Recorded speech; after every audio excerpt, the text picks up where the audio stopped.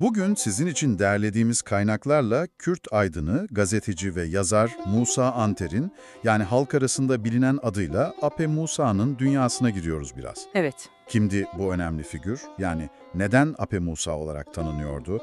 Mücadelesi neydi? Ve tabii trajik bir şekilde neden ve nasıl öldürüldü? Özellikle de ölümünün ardından yıllarca süren o dava sürecine biraz daha yakından bakacağız. Kesinlikle. Elimizdeki Medyaskop makalesi ve Anter'in hayatına dair diğer derlenmiş bilgilerle bu karmaşık hikayenin en önemli noktalarını sizin için aydınlatmaya çalışacağız. Çok önemli bir isim gerçekten. Şöyle bir kancayla başlayalım mı? Hayatı boyunca defalarca hapis yatmış, Kürt dili ve kültürü için mücadele etmiş ve sonunda bir suikasta kurban gitmiş bir isim. Musa Anter'in yaşamına ve mirasına daha yakından bakalım. Tamamdır. Şöyle başlayalım isterseniz. Musa Anter 1920'de Mardin Nusaybin'de Eski Mağara köyünde doğuyor. İstanbul Üniversitesi Hukuk Fakültesinden mezun. Kaynaklarda ilginç bir detay var. Annesi Fesla Hanım, Evet. Türkiye Cumhuriyeti'nin ilk kadın muhtarlarından biri olarak geçiyor. Bu da aslında Anter'in yetiştiği çevre hakkında bir fikir veriyor bize. Kesinlikle ilginç bir nokta. Sonrasında 1944'te Ayşe Hale Zapsu ile evleniyor. 3 çocuğu oluyor. Anter, Rahşan ve Dicle. Peki onu Ape Musa yapan, yani hayatını adadığı mücadelenin özü neydi tam olarak? Kaynaklar bu konuda ne diyor? Kaynaklar oldukça net aslında. Anter'in bütün çabası, bütün hayatı Kürt halkının dilini, kimliğini ve kültürünü koruma, yaşatma ve görünür kılma mücadelesiyle geçmiş. Yani o dönemki koşulları düşününce... Aynen öyle. Düşünün, Kürtçenin kamusal alanda neredeyse hiç konuşulamadığı, hatta varlığının inkar edildiği bir dönem bu. Evet. İşte o dönemde Kürtçe yazılar yazıyor, asimilasyon politikalarına, sansüre karşı duruyor. Devletin o resmi Kürt halkı yoktur tezine karşı en güçlü cevabı eserleriyle veriyor aslında. Bu mücadelenin somut adımları neler peki? Yazarlık ve aktivizm tarafında neler öne çıkıyor? Şöyle ki bu sadece bireysel bir duruş değil, aktif bir eylemlilik aynı zamanda. Daha 1959'da yazdığı Kürtçe Kimil, yani Kımıl şiiri yüzünden meşhur 49'lar davasında idamla yargılanıyor. İdamla yargılanma. Evet, bu bile tek başına o dönemin atmosferini, baskıyı anlamak için yeterli aslında. Hapisten çıktıktan sonra da durmuyor tabii. Devam ediyor. İleri Yurt, Denk, Yeni Ülke gibi pek çok yayında yazmaya devam ediyor. Ama sadece yazmakla da kalmıyor. Kuruculukları da var sanırım. Kesinlikle. Devrimci Doğu Kültür Ocakları, yani DDKO, ki o dönem Kürt kültürel kimliğinin ifade edildiği nadir platformlardandı. Halkın Emek Partisi, HEP, ki Kürt siyasi temsiliyet arayışında önemli bir duraktı. Sonra Mezopotamya Kültür Merkezi, MKM ve İstanbul Kürt Enstitüsü gibi çok kritik yapıların kurucuları arasında yer alıyor. Kürt basın tarihi için gerçekten öncü bir figür diyebiliriz. Tabii bu kadar aktif ve muhalif bir duruşun bir bedeli de olmuş anlaşılan. Kaynaklar baskı ve hapis yıllarından bahsediyor. Hem de nasıl? Öğrencilik yıllarından itibaren defalarca gözaltına alınıyor.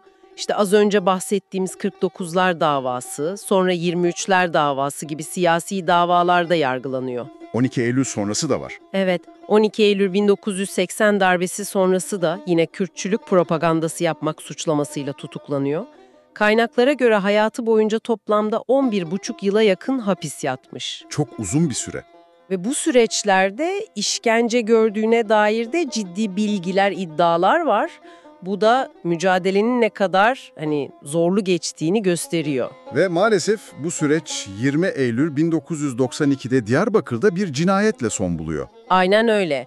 Katıldığı bir kültür sanat festivali sonrası Seyrantepe mevkiinde yanında bulunan gazeteci yazar Orhan Miroğlu ile birlikteyken silahlı saldırıya uğruyor. Anter hayatını kaybediyor. Evet, Anter orada hayatını kaybediyor. Miroğlu ise ağır yaralı olarak kurtuluyor saldırıdan. Cinayetin ardından tabii büyük bir yankı uyandı. İddialar hemen konuşulmaya başlandı. Kaynaklarda özellikle 2 nokta öne çıkıyor sanırım. Doğru. Birincisi eski JITEM elemanı Abdülkadir Aygan'ın yıllar sonra yaptığı itiraflar. JITEM yani Jandarma İstihbarat ve Terörle Mücadele. Evet.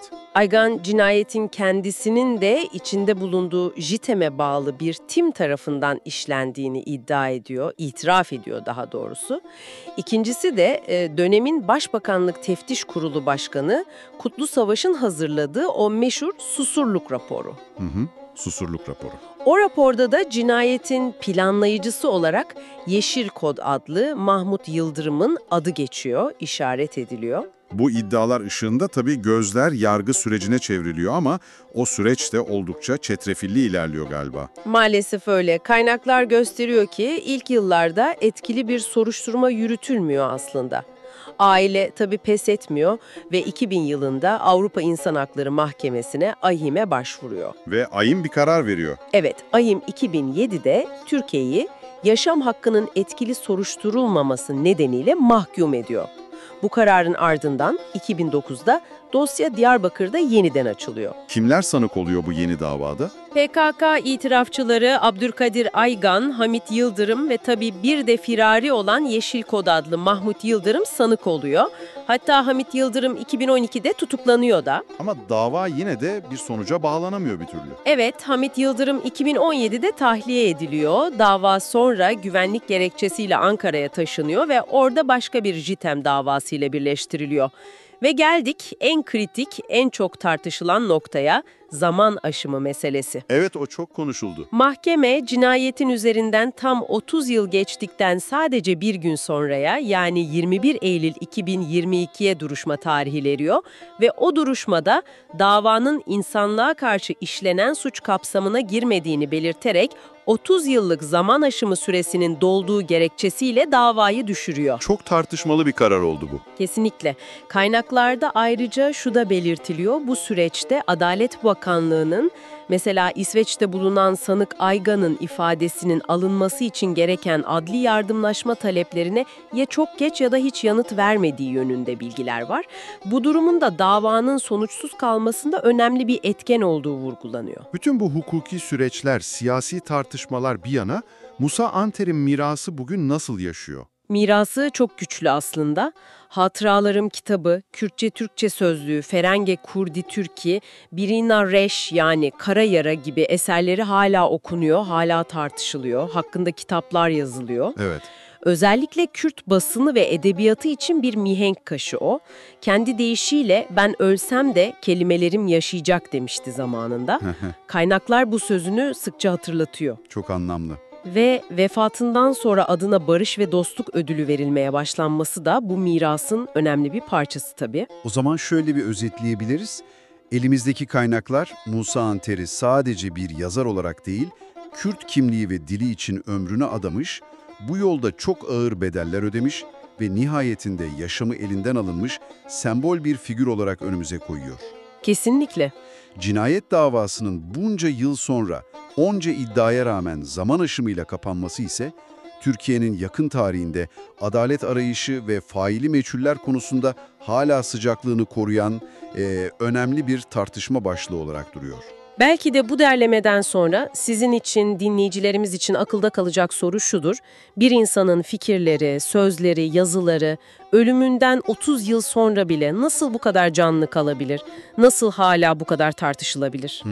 Ve bir cinayet davasının özellikle de arkasındaki onca siyasi iddia varken zaman aşımına uğraması toplumsal hafıza için, adalet duygusu için ve geçmişle yüzleşme açısından ne ifade ediyor? Belki bu sorular üzerine biraz düşünmek isteyebilirsiniz.